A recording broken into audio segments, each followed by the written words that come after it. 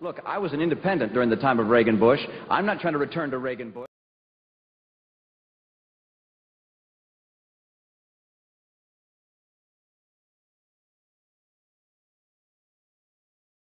Under the Reagan-Bush economic program, under the economic program you want to return to, the total number of children that are living in poverty, the total number of children out of wedlock. This has happened, you know, we've had Republican presidents during this period of time, and the cutting back of support systems for children, and most of all, for families to get jobs. If you're not going to provide a climate and an atmosphere for men and women to be able to work and provide for their children, you're going to see the breakdown of the family as well. And under your economic program, under the program of Mr. Reagan and Mr. Bush, we saw the growth in terms of the unemployment, the growth in the number of children living in poverty, the growth in terms of those children out of wedlock.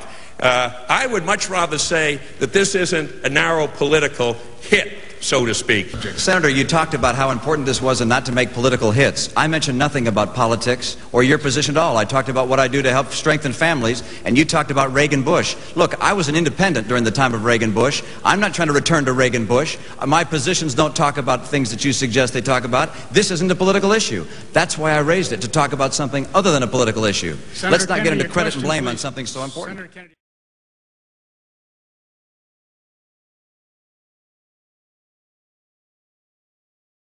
Governor, I'm a conservative blogger, and I agree with a lot of the points that you put forth as part of your campaign.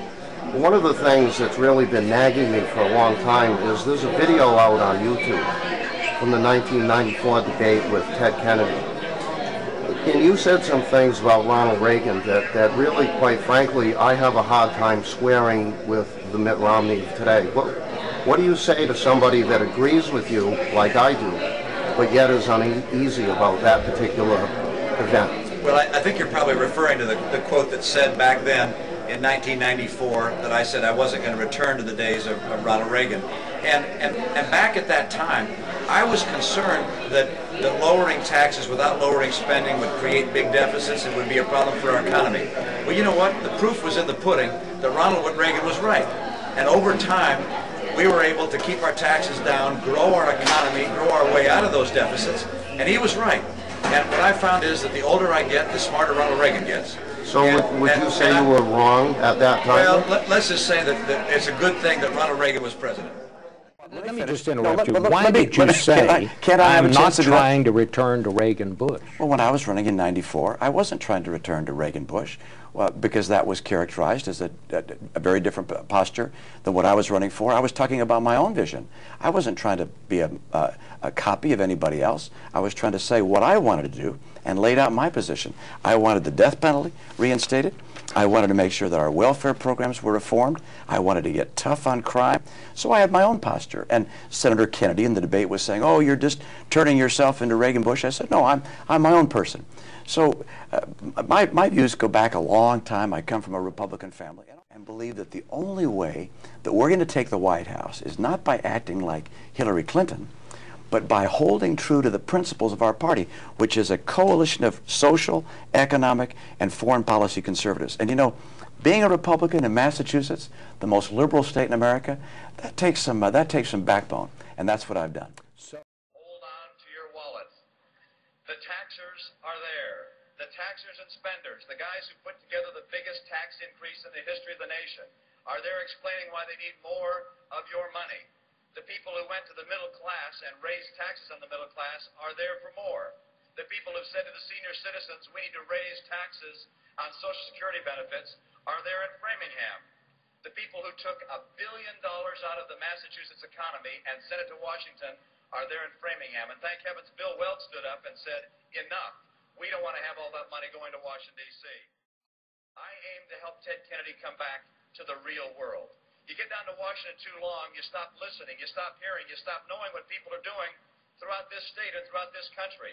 It's time for him to be able to come back to Hyannis, spend a little more time in Massachusetts, except on election years, and live and work with real people in the real world. And that is a philosophy of saying we can increase the growth of our economy by cutting our taxes. We can balance a budget. We can have real welfare reform.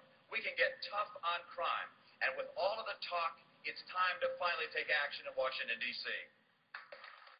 Ronald Reagan would look at the issues that are being debated right here and say, one, we're going to win in Iraq, and I'm not going to walk out of Iraq until we win in Iraq. Ronald Reagan would say lower taxes. Ronald Reagan would say lower spending. Ronald Reagan is pro-life. He'd also say, I want to have an amendment for marriage to protect marriage. Ronald Reagan would say, as I do, that Washington is broken. And like Ronald Reagan, I'd go to Washington as an outsider, not owing favors, not lobbyists on every elbow. I'd be able to be the independent outsider that Ronald Reagan was, and he brought change to Washington. Ronald Reagan would say, yeah, let's drill in Anwar. Ronald Reagan would say, no way are we going to have amnesty again. Ronald Reagan saw it. It didn't work. Let's not do it again. Ronald Reagan would say no to a 50-cent per gallon charge on Americans for energy that the rest of the world doesn't have to pay. Ronald Reagan would have said, absolutely no way to McCain-Feingold. I'd be with Ronald Reagan. This party, it has a choice. And what the heart and the soul of this party is going to be, and it's going to have to be in the house that Ronald Reagan built.